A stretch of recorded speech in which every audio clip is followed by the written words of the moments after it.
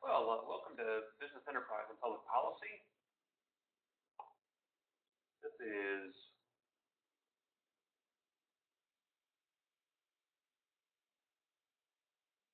ECON4200, and what we're going to do this week is we're just going to talk a little bit about the role of government.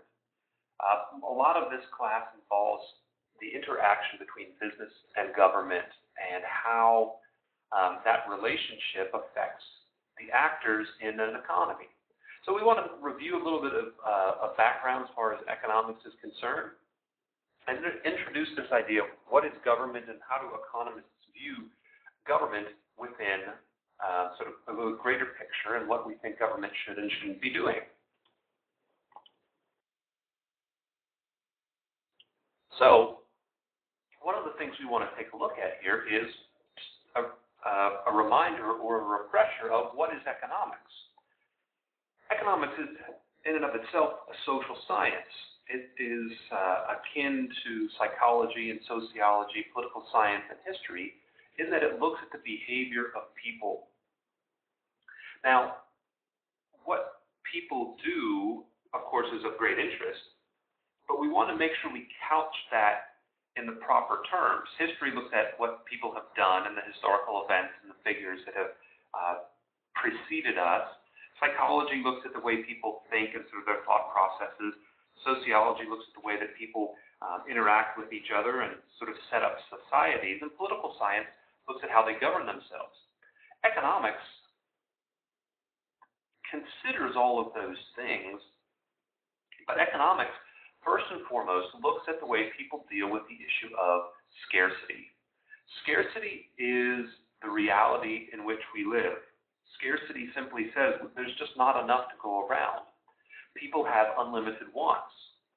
And how do we deal with those wants? Because we have limited resources to fulfill the wants that we have. Even someone like Bill Gates, who has billions of dollars, needs to figure out how he's going to allocate those resources, because he simply can't have everything that he wants. He might want to buy Manhattan. He might want to buy a couple of pro sports teams. Well, he's going to quickly run out of money. And so he needs to decide how he's going to allocate those scarce resources to get what he wants. And governments are no different. Governments have scarce resources. They can print money, but if they print too much of it, it causes inflation, and then the money they have is not valuable. It's not worth anything. So we need to take a look at how governments deal with the issue of scarcity, because governments still live within a world of scarcity. Businesses live within a world of scarcity, and when regulations are imposed upon them by government, businesses have to figure out a new way of doing things with the scarce resources at their disposal. We're also interested in how people interact, how businesses and individuals interact, and then how government comes in to interfere with those interactions or to assist those interactions. And for the most part, what we're going to be focusing on is the role of markets, how people interact with each other to buy and sell things, and the role that government takes upon itself to either try to facilitate those market transactions or to limit those things. So that's a big part of what we're going to be looking at. Finally, we want to deal with the issue of incentives.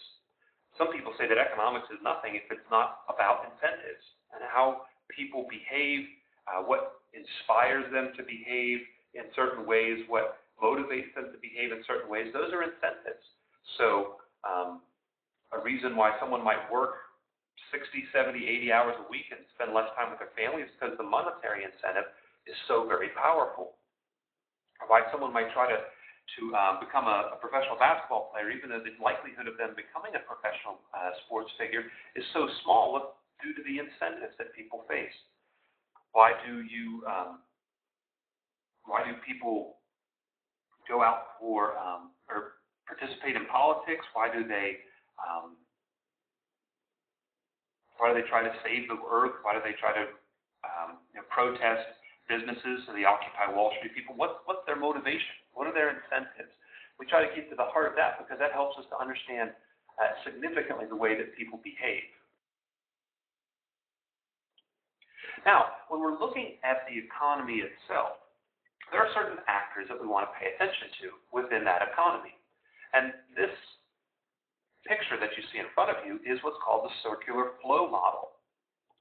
In the circular flow model, what we have are different actors. We have the firms or producers over here. So these are the businesses. Across from them, we find households or consumers over here. Those are just the people who buy things that the firms are making. But they also have another role. Let's focus on these two groups of people first, and then we'll get to that entity sitting there in the middle. There are two different markets. If we generalize markets, there are two different markets where buying and selling takes place. And remember, in order to have a market, you must have a buyer and a seller. There's lots of people who want to sell things, but they can't find a buyer for it, and therefore there's no market. Now, I'd love to find myself a flying car. I'd be able to get to work a lot more easily, be able to avoid the construction on the interstate, and I wouldn't have to get up quite as early. But there aren't any flying cars for me to buy yet. So there's no market, even though there might be a demand for it. But in this case, if we generalize, we find that there are two markets.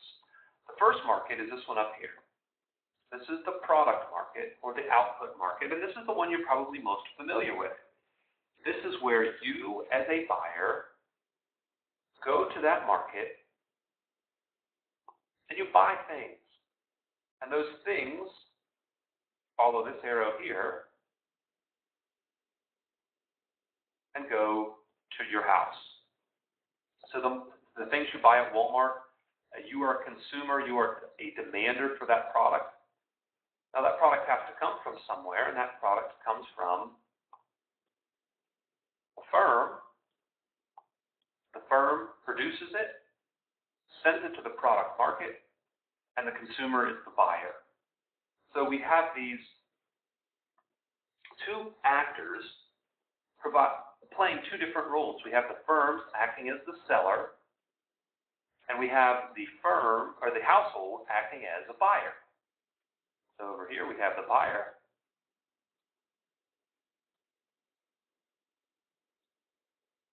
and over here we have the seller. Or put in more common terms, the seller is the supply and the buyer is the demand.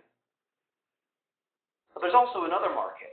This market down here called the factor or the input market. And what's interesting about that is that the roles are reversed. The households now become the sellers. And what they're selling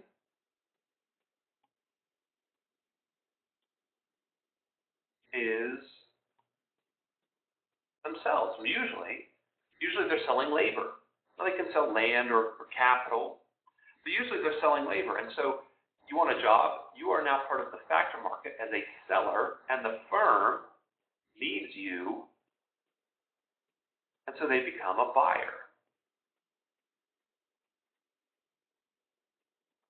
So they're a buyer in this particular market.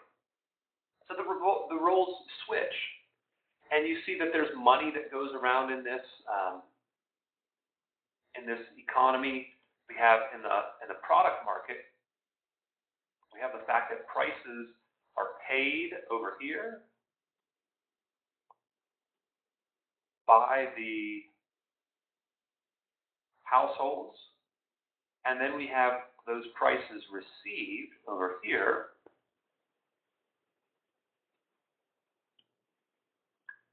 by the firm. So what you pay becomes income to the firm. And in the market below that, the factor market, the roles are reversed. The firm pays wages for workers, they pay rents for capital, they pay rents for land, they pay interest for capital, and that money becomes income for the household in either terms of wages, rents, or interest. So we have these two actors, the firms and the households, and they're playing different roles within the economy. And those roles switch depending on what market we're dealing with. Well, that leaves us with the government. And in the middle here, we have the government.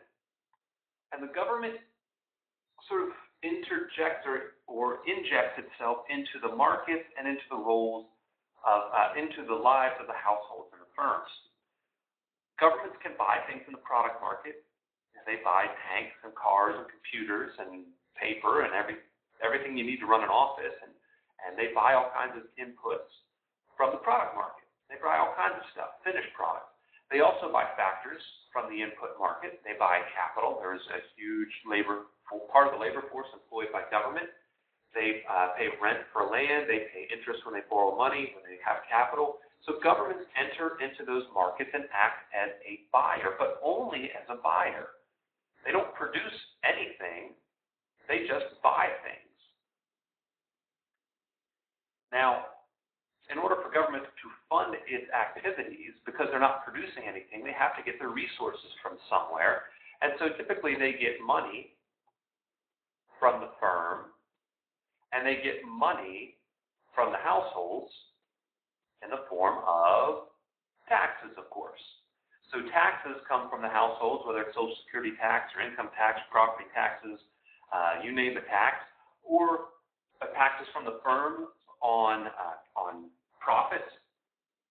Governments collect revenues from those sources. Now, sometimes the governments give some of that money back. Sometimes we have things like corporate welfare, whether it's some sort of subsidy to a firm that government hands out, and we'll talk about different reasons why they might do that, or they might give some money back to the households in terms of some sort of social program, whether it's food stamps or welfare programs or whatever the case may be. Government sends money back to those households and to those firms. Those are the actors in the economy, and those are the relationships that we're interested in. Since we're dealing with business enterprise and public policy, primarily what we want to look at are the relationships between government and the firm. But we're also going to take a look tangentially at the way governments and households interact with each other. Now, what is the role of government? What is government supposed to do? Well, if we go back in time and we talk to sort of the godfather of economics, if you will, Adam Smith, we can find what Adam Smith thought. He'll tell us what he thought. If we take a look at the Wealth of Nations, there is a section in Wealth of Nations where Adam Smith talks about what government should be doing. Adam Smith is associated with the classical school of economics, a limited role for government, laissez-faire kind of guy, but he didn't think that government had no role. He wasn't an anarchist. Smith said there are things that governments need to do. Primarily, the role of government is first and foremost to protect property. It's not that this can't be done privately, but it gets a little chaotic if it's done privately. If everyone's out there protecting their own property, if vigilante justice is what rules the world, if the Wild West sort of takes over, then your society is probably not going to last very long. If we have someone we can trust to step in and impartially govern, to impartially put laws into place and make sure that they're effective, then things are going to work much more smoothly. So Smith said basically we have two things the government should do on this front. One is that domestically, there should be a police force, and from a foreign perspective, we should have an army to protect us from foreigners coming and stealing property. The domestic side is the police and the legal system, and we want them to protect our property domestically. That's the first and foremost role that government should play. The second thing that Smith says is that government should help to encourage and promote truck and barter. Now, what Smith really means here is that government needs to put in place things that are going to facilitate trade. Government should build roads. Government should build bridges. If there were airplanes at the time of Adam Smith, he would have said perhaps that governments would be involved in building airports, things that help to get goods from one place to another more quickly and more efficiently. And again, it's not that private enterprise can't do these things, because they can. It's just that a private firm building a road is going to set up a number of toll booths that just inhibit the progression of truck and barter. If they get a little bit greedy, they might try to extort money from people, and then trade grinds to a halt, or you look for some back way to get your products to market, in which case it takes a lot longer. So Smith says, protect property, government, help us to get goods from one place to another, and beyond that, pretty much stay out of the way.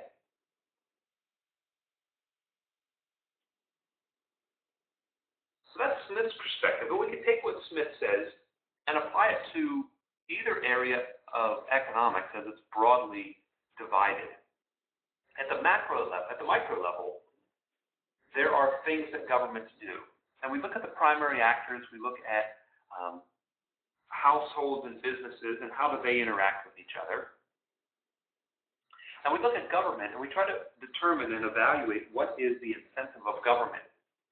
Well, from government's perspective, there are things that they want to do to insert themselves into the economy, and that people want them, roles that people want them to play, households and businesses want them to play. There's what's referred to as the public interest theory of government, where government steps in to try to promote the public interest. So they try to limit externalities, limit negative externalities, encourage positive externalities. They provide public goods, they promote competition, things that are viewed as helping society to further their society's interests. That being said, there's a school of thought at the micro level called public choice, which looks at, or attempts to look at, what is the true motivation for government? What changes in a person when they become employed by the government? Are they no longer driven by self-interest? Do they no longer have personal incentives? The public choice school of thought finds that very difficult to believe. So they pursue what is the true motivation, and how does those motivations or those incentives that people have when they step into the public sector, how do those incentives and motivations change the actions that they take? Why does government run up ridiculous amounts of debt? There's got to be a reason there. That's something the public choice school would look into. What's the true motivation? Because a household isn't going to do that. Why does the government do that? Why is that in the public interest? So public choice theory, we'll take a look at some public choice ideas throughout this class, tries to evaluate what is the true motivation of government. Now, at the macro level, there's also things that governments have taken upon themselves. Primarily, the role of government in the macro realm is to enhance and promote economic stability. And they do this by looking at three key macroeconomic variables. Inflation, we want to keep inflation low. Unemployment, we want to keep unemployment low. And we want economic growth to be promoted. So we would have something like, well, we have the inflation statistic, which looks at the CPI.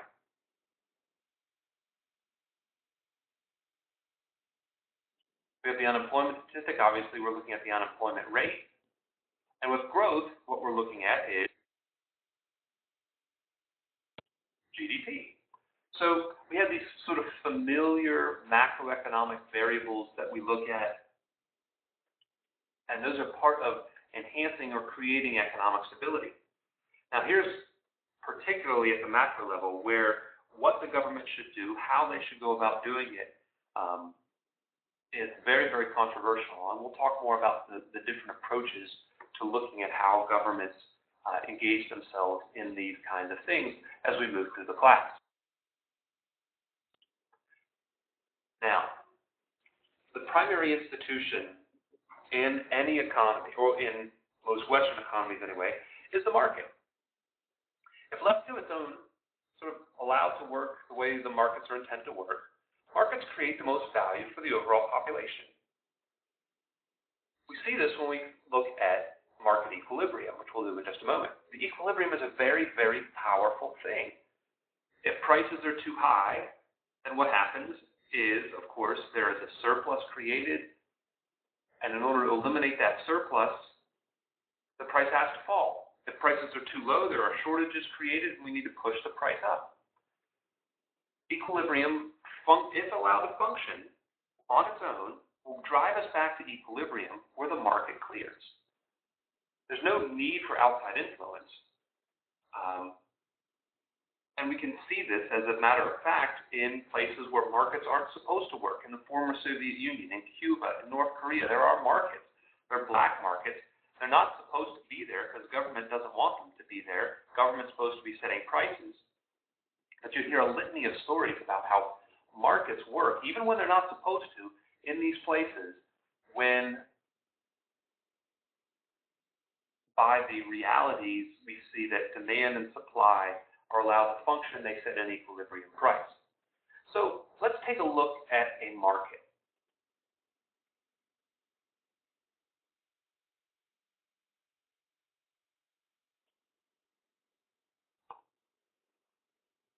so in other words, what we have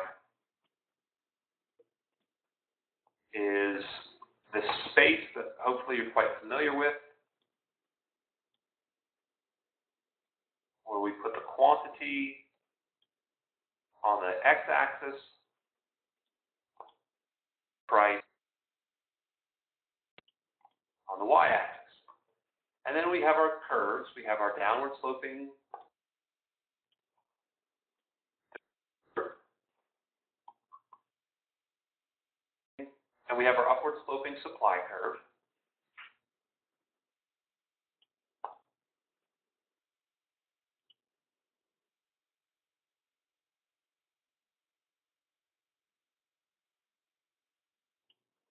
And where the two lines intersect, of course, we have our equilibrium.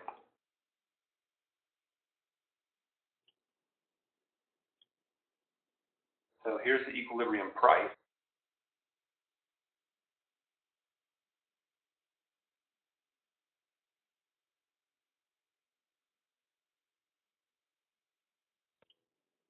And down here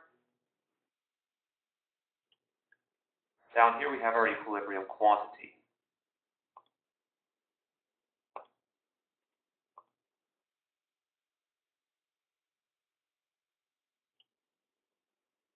So again, this is the basic setup of the market. If the market is allowed to function on its own, we have lots of value created because it's at this equilibrium point where the largest quantity of goods will be bought and sold. If we try to set any other price, then what we find out is that we run into problems. We have a diminished amount of buying and selling going on. So if we have a price that's set way up here, assuming there's no change in demand or supply, what we observe is that the quantity demanded, the amounts that people are willing and able to buy, which is noted right here. So that purple circle illustrates the point on the demand curve, and if we were to drop down to the quantity axis, we would have the quantity demanded. That amount compares to the quantity supply here, and that kind of little blue dot. They're not equal to each other. So there's a lot more supply than there is demand for that. We have a huge surplus, and the quantity that will prevail in the market is always the lower quantity. The amount that's bought and sold will always be the lower amount. Firms want to sell a lot more, but they can't because people aren't willing and able to pay that price. Now, if the price were to drop, if the price were to be down here,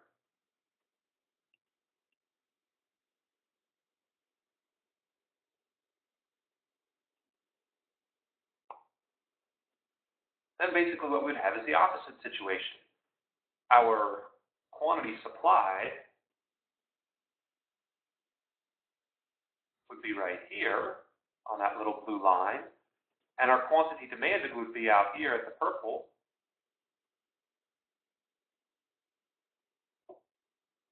And once again, we're not equal. So there's people who want to buy a product at a very low price.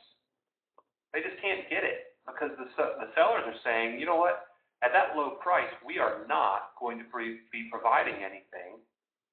We are not going to be able to afford to sell. And so we won't. And so there's lines of people waiting for products that don't exist. So in either case, whether the price is too high or the price is too low, what we end up with is this quantity prevailing in the market. We'll just put a little X there. Now, since that quantity is below Q star or less than Q star, there are fewer people buying and selling in this market. There are fewer people being served in this market, and consequently, the market doesn't generate enough well-being. It doesn't generate as much well-being as we would like it to. Now, sometimes in the market, the price goes up or the price goes down because people just don't have enough information to set it properly. Businesses quickly identify if their prices are too high because they have a buildup of inventory. And they quickly identify if they have prices that are too low because there are lines for the products that they're selling. Sometimes, however, markets, and markets usually adjust those things quickly. When government steps in and they try to impose a price on a market, well, sometimes they cause problems. For example, let's say we're looking at the purple line up here. And the reason that we're up there is because government has imposed a price upon the market. This might be called a price floor. The price floor is the legal maximum price. It is the highest price that you're allowed to sell a product for. So, well, why is it a price floor? Doesn't floor reflect the minimum, the low point? Well, you're not allowed to sell the product below this price. If you do that, then you're breaking the law. Well, here's the catch. If you do this, if you institute the price floor, then what you have is a situation where the supply is greater than the demand and you have a surplus. But the most common example of a price floor is the minimum wage, where you can't sell labor, or you can't pay labor below a certain price. And the economists' critique of the minimum wage, of course, is that this creates unemployment. It creates a surplus of labor, because who wants to pay hamburger flippers $10 an hour or $7.25 an hour? But the government imposes this, and it creates a rift in the market. Now, let's take a look at the other situation. Let's say we're down here at the orange line. If government were to say that this orange price has to be put into effect, it must be maintained, then we would have something that's not a price floor, but instead a price ceiling.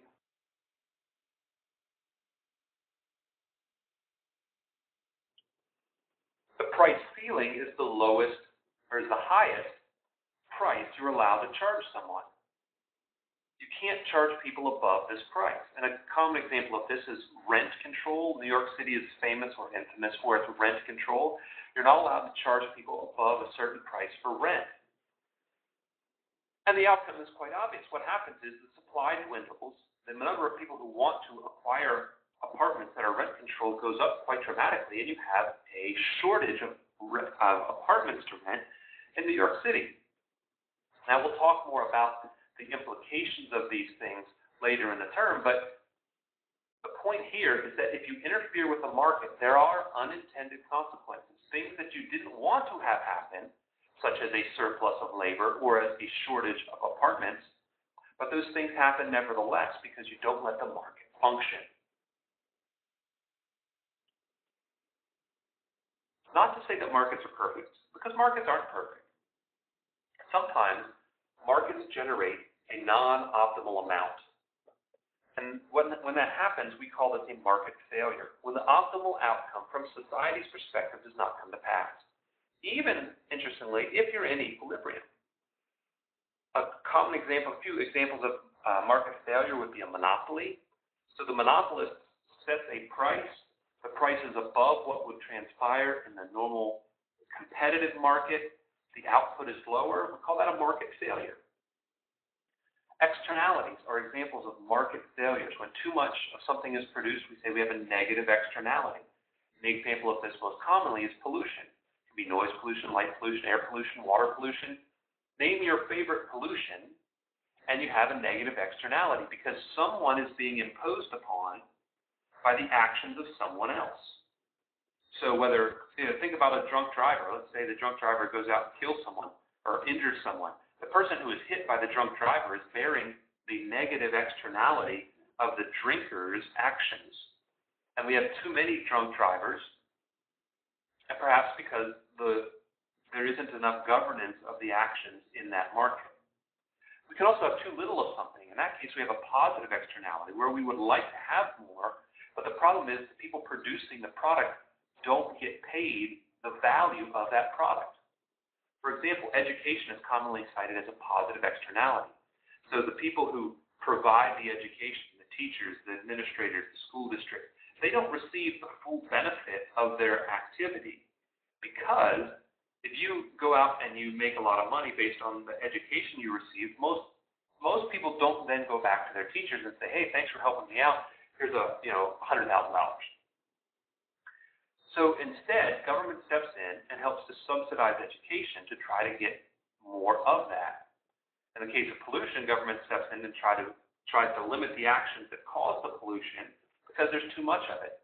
Those things are called market failures. When there's too much or too little of something, when society looks at the outcomes that take place and they view them as not being optimal. And that might be a role that government would step in to fix a market failure. But you may have heard the phrase, there's no such thing as a free lunch. Well, there's no such thing as a free government intervention. And when market failures occur, sometimes the markets fix themselves. Sometimes governments step in to fix the problem, and other times governments step in to make the problem worse. A government failure is something that occurs when government solutions do indeed make the problems worse. So, in the case of price controls, we said that maybe you think people are not making enough income.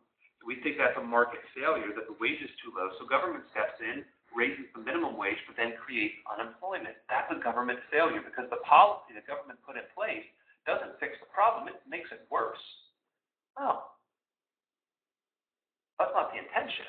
That's the unintended consequence. Sometimes you have output controls, which are like quotas, where you are only allowed to produce a certain amount, or you're only allowed to import a certain amount.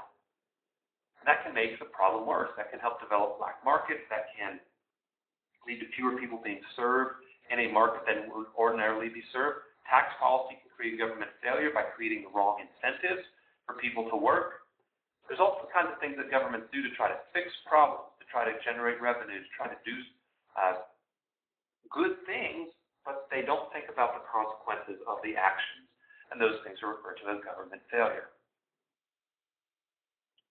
Well, I've used the term here a couple times, unintended consequences. And to wrap up for this session, I want to talk about that concept, that notion. Unintended consequences are what they say. Outcomes, usually bad outcomes, that you didn't intend to have happen.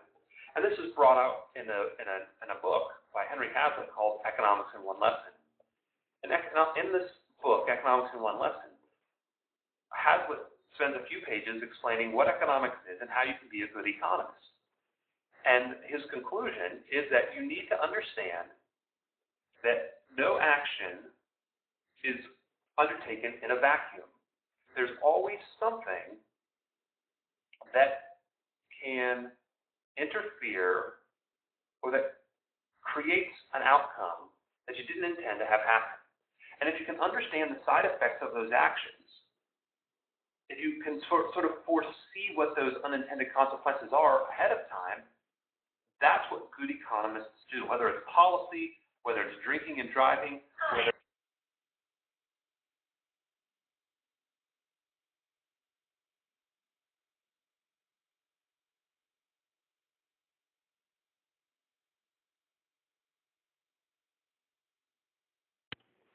whether it is policy, whether it's deciding to drink and drive, whether it's even what movie to go see or what classes to engage in. There are consequences for the choices that you make. Some of them are very minor. Obviously, you decide to go see one movie and it wasn't any good, you should have seen something else, and no big deal. But let's say that you are undertaking a policy to get sort of more involved in the Middle East, or to tax the wealthy, or to provide free medical services. Those things have unbelievable unintended consequences, and you have to understand those if you want to write good policy. Otherwise, your policies tend to not be as good as you would like them to be. So what does action mean? Not just for the one or two people involved in making a decision, especially at the macro level, but for all groups. That's what Henry Hazlitt wants you to take a look at. Try to understand what the unintended consequences of your actions are, and economics provides a great tool bag to help you to do that. One of the things that Hazlitt bases his book upon is something called the broken window fallacy. Broken window fallacy was written about most succinctly by a man named Frederick Bastiat. Bastiat describes the problem and the misunderstanding, the fallacy in and of itself, by using a broken window. Basically, he says this. Let's say there's some hooligans running around and they're throwing rocks in town, and one of the rocks goes through a window. Now, some people will look at that broken window and say, hey, that's great for the economy, because now the person whose window is broken has to hire a person to come and fix the window. And that will generate some revenue for the window maker, and he'll take that money and he'll go spend that money on something new, maybe some new clothes, maybe a new television for himself, whatever the case may be, and that's going to stimulate economic action, and it's going to help the economy grow. And if you stop there, you're missing a whole lot about the problems of breaking windows. The owner of the building whose window was broken didn't want to pay to fix the window. They wanted to take the money they used to fix the broken window to use for something else. Now, basically what you're doing is you're replacing something that was already good, and you now have to take that scarce resource, use it to fix a perfectly good window, well, prior to the rock going through it, and you can't use it on something else. Maybe you want to buy yourself a new television or new clothes or something like that. Why is the person who fixes the window's interests more important than the owner whose window is broken? And if you think about this, if you carry it out, basically what this is saying, the broken window fallacy, is that, okay, there's a hurricane heading toward New Orleans. This is great news for the economy, because if New Orleans gets flattened, then we can spend lots of money. There can be lots of money spent on reconstruction, and won't that help the economy? And the answer is short term, perhaps. But you're taking resources to fix things that weren't broken, and now you can't take those resources and invest them to make things better in the future. That's the broken window fallacy. And basically, if we think about the broken window fallacy, that helps us to understand that there are unintended consequences to actions. There are things that we don't see. And those are the things that are obviously the most difficult to identify. Policies get put in place, and we don't see the impact that is made. A minimum wage gets put in place. Some people earn more money. We don't see the people who don't get jobs because the wage is too high. But the good economists will do that. And as we look at business enterprise and public policy, those are the kinds of things we want to pay attention to. So, to wrap up this week, we've taken a look at the basics on the role of government, what government should do, some of the big names, and understanding economics and the role of government, and some of the most important things about unintended consequences and broken windows.